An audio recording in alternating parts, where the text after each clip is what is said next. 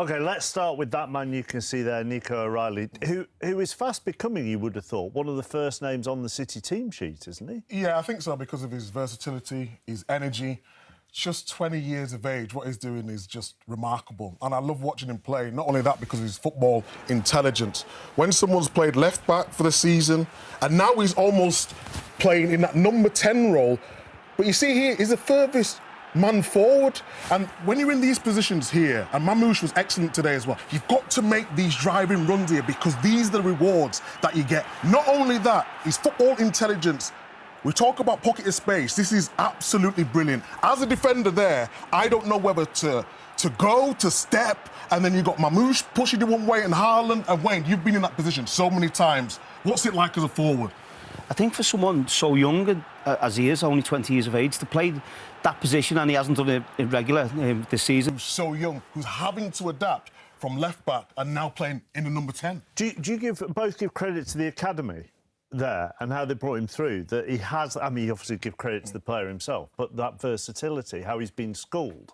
Yeah, I think you give it to the academy, but also to Pep as well, because I think Pep's obviously seen something in him. I think he played midfield in the academy. Yeah. He's moved him to left-back now. He's put him into a number 10 position. So Pep's seen him every day in training, and he's realised that he can actually play all over the pitch. But the academy have obviously got him to that level.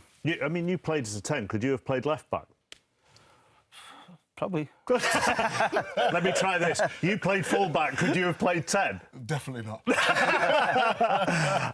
Erling Haaland today looked like a complete centre-forward, didn't he? I thought he was excellent. I thought he was all over the pitch. He had a great battle with Dan Burn. He didn't get his goal, but we spoke about this a few weeks ago. He's adapting his game slightly, and he's becoming more of a all-round centre-forward rather than just a goal scorer. And you see here with Dan Burn, the start of the battle, really, Dan Burn gets an early yellow card. But again here, this little pocket of space, it's a fantastic run with his weak foot. Great cross into the penalty area, and obviously O'Reilly gets a great header. But Newcastle were brave as well, leaving Dan Burn 1v1 against Erling Haaland. But again, he shows his strength, great centre-forward play, holds Dan Burn off, brings the ball down, and nice little layoff, gets City on the attack again. Now we see him here, coming into the number 10 position, picking the ball up, good feet work, driving at players, and then unlucky with his weak foot. And then here, this is a clever little run. You see him on the back of the defender. He just gets himself back on side, makes a great run, and now this is where you don't want to see Erling Haaland if you're the defender. He gets the ball, he's driving at you. Yeah, Newcastle do well, get defenders back, but he comes out of there, lays the ball off, and he's becoming more of a creator rather than just that player who scores goals. And then defensively, when you need him, back in his own box, strong, powerful, great header out to the penalty area. Here, he actually stayed in the back line for a long time at times. But here, again, cover, not letting the Newcastle players get through. Really unlucky. This is where you want to see him. On the shoulder, it's a good save. Unlucky not to get his goal, which is all-round performance deserved. And then last minute, last kick of the game, ball comes into the penalty area.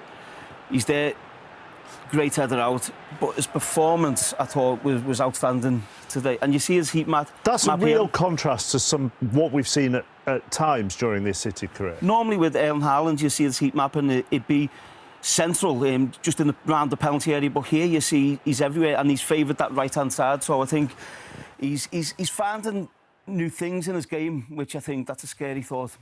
Well, it's also a scary thought because he has so many other people that can then play off him. Yeah, exactly that. I think he became a little bit predictable, Haaland. So when I was watching his game as a defender, I'm thinking, I know where he wants to run. When the ball's on one side, he's always going to go to the back post. But what Wayne showed there, he's got variety in his game now, and that's difficult because a man who can score that many goals and now introducing the other side of his game, he's going to be unstoppable. You've both been in title races, so what do you read into the reactions at the end? Just gives you that little bit of impetus, that momentum to say, we're in this. And now, obviously, the North London derby is tomorrow.